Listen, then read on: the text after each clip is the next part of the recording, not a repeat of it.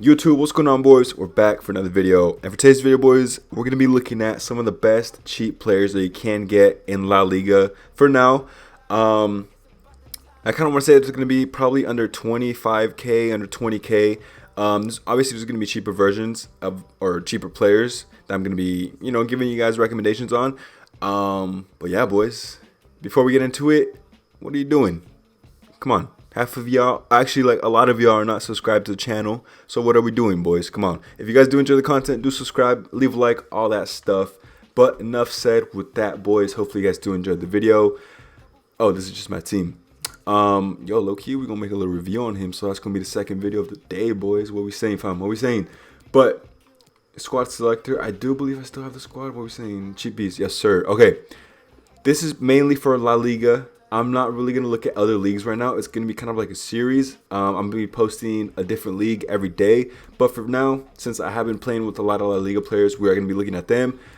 So, boys, we're going to start off with the defense. I don't really want to pick a goalkeeper because goalkeepers, I don't really know who's really overpowered. I mean, it's a goalkeeper. Goalkeepers are either good or they're not. All right, they perform sometimes they're like prime Neuer, prime Van der Sar, whatever. And then sometimes they just play like freaking Kepa. You feel me? So because of that, I'm not really going to give y'all a goalkeeper option. If anything, go for Ter Stegen because he's stupid and he's freaking broken. Well, not stupid, but he's stupid broken. Whatever.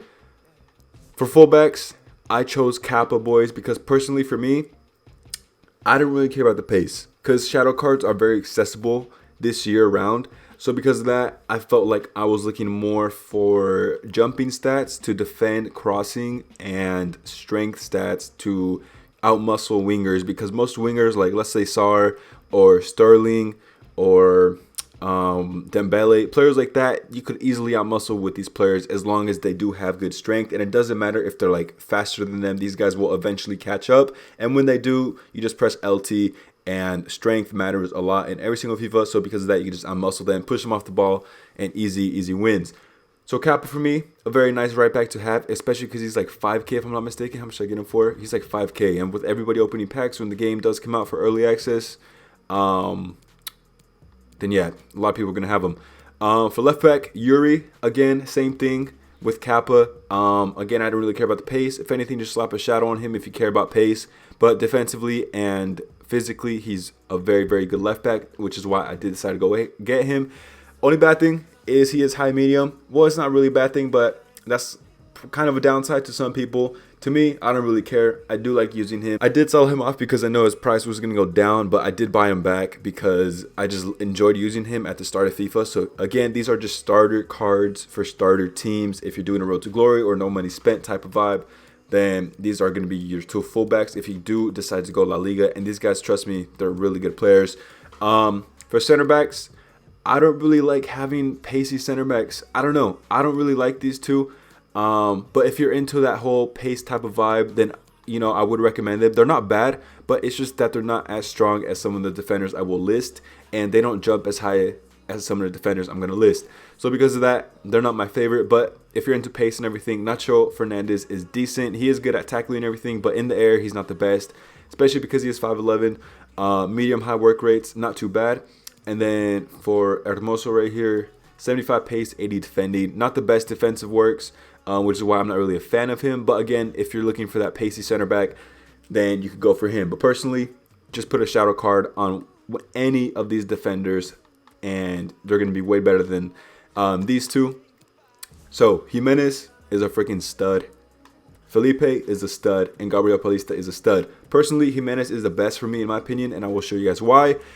This is why. 90 jumping, 90 strength, 89 aggression, 88 defensive awareness, 85 interceptions, 78 heading accuracy, 80. Oh my goodness, I'm probably giving you guys OCD.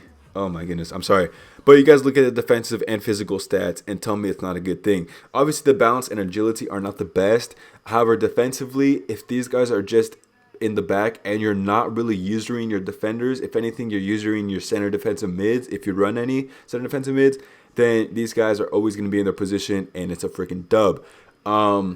Like I said, put a shadow card on him, and not only was defensive stats getting increased, but his pace stats will also get increased as well. He'll end up having like 80-something pace, which is crazy. and low key it's overpowered. And he is also 6'1", medium high, and it's, you know, even better. Same thing for Felipe. It's obviously the same thing for these three, so I'm not really going to get much into detail with them. Again, defensively and physically, they're really good. 90 jumping, 89 strength, 92 aggression, and you guys do look at the stats. But if you want a cheaper version, then Gabriel Paulista is your guy. 87 interceptions, 82 strength, 87 aggression, 83 jumping, and then the defensive stats are not the best in terms of the tackles and awareness, but again, Shadow Card will do wonders for those defenders.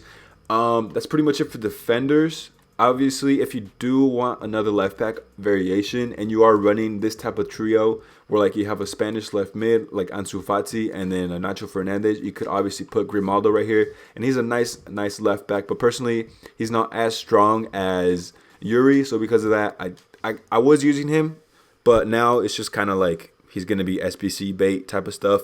For midfielders, boys, we're going to start off with center mids / CDMs.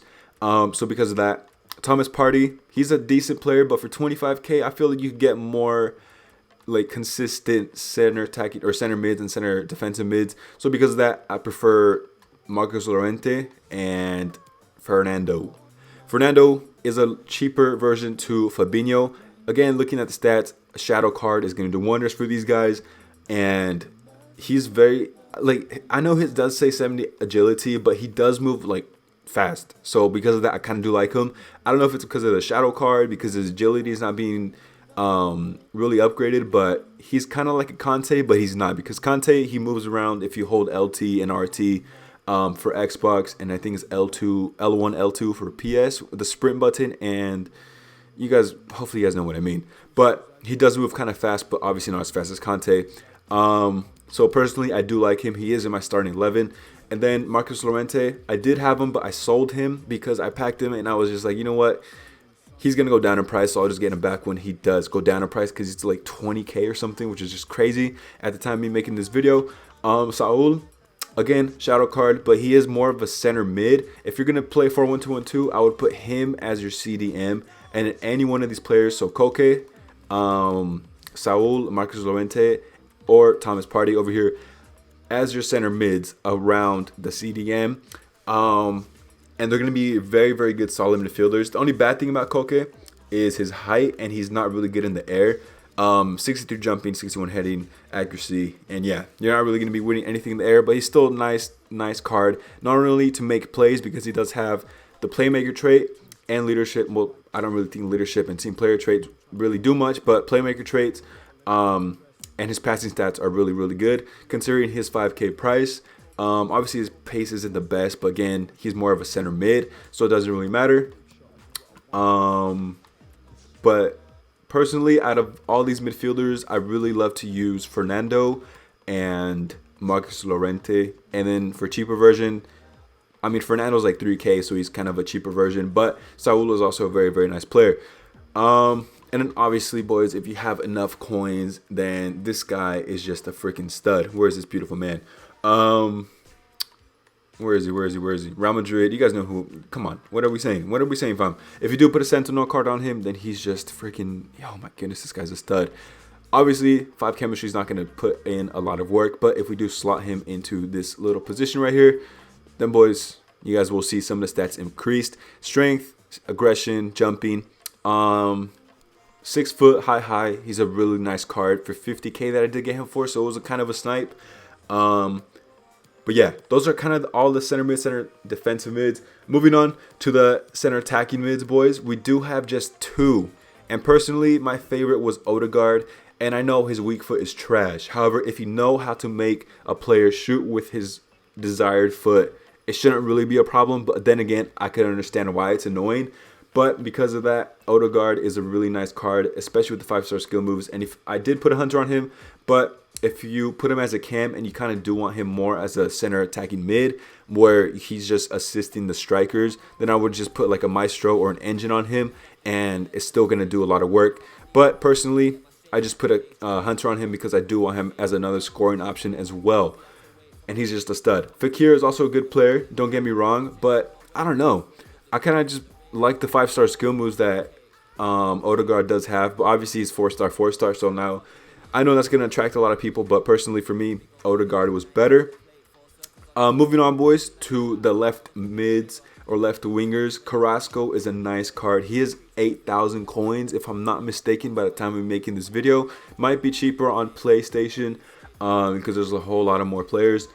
But the only thing I don't really like about him is his passing. If you're going to put him on the left wing, I kind of do like him as a striker because he does... he's just a dangerous threat, and a lot of defenders easily get baited with him. I pull him out using Carrasco and then just over the top through ball, or just a through ball to my other striker, which is Ansu Fati, which he's just a friggin' stud. But I don't know, he's decent, but this guy is just goated, honestly. Ansu Fati, a lot of people have been making reviews on him. I was gonna make one, but I was like, you know what? We'll see. But 19 games played, 23 goals scored, and this guy is just a very, very good scoring option, especially if you do put a... Wait, pause. What are we doing? Especially if you do put a dead eye on him, boys. His freaking shot power is going to be increased by a whole bunch.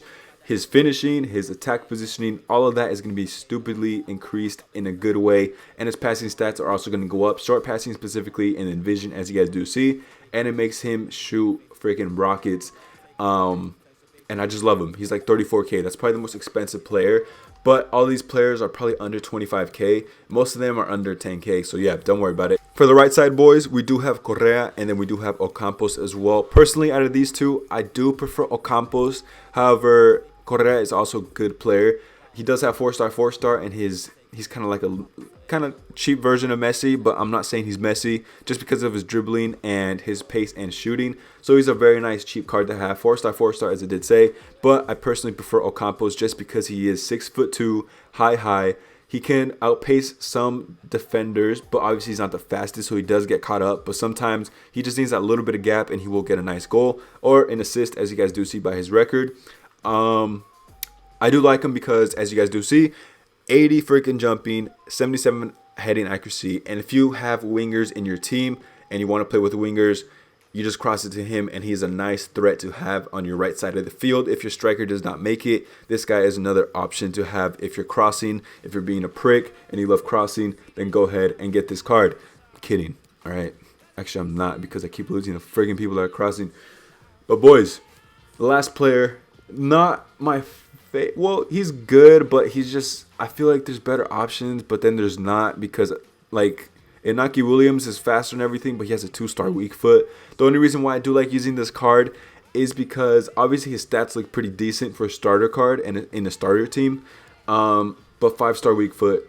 And boys, low drivens are broken in this game. So if you have a player with 5-star weak foot and he does have 90 shot power and 82 finishing, just put a hunter on him to increase that, obviously. But boys, because low drivens are freaking crazy this year, having a 5-star weak foot striker is very, very essential. You just have to get in the box, aim it right, near post, far post, whatever. Low drivens are just crazy again, and having a 5-star weak foot player is gonna make you score a lot of goals. 15 games played, 10 goals scored, 13 assists is not too bad, considering I did get him for 2,200 coins, which is just cheap. That's pretty much it, boys. There is this French center back that you guys might know, but I didn't want to put him in the video because personally, I don't know. I just thought he was a cap, honestly. We're going to look at him, French, from La Liga, and you guys might like him. I don't know, but for me, I didn't really like him. I felt like he was too weak for me, but who is he? This guy right here. 5'10", which is another kind of downside, but I'm not trying to hate on him, but personally, I just didn't like him. But yeah. You guys can use him, but personally for me, I didn't really like him. But if you like pacey defenders, then he's a good one. But boys, I think that's going to be it for the video. Do leave a like if this did help you. Subscribe, do all that good stuff. I will be posting this Litman player review, so make sure you guys do have post notifications on, because boys, we're going to be grinding this entire year. And we've been posting 2 videos per day, and we're freaking crazy over here. So boys, this is the next player review. Hopefully you guys did enjoy the video.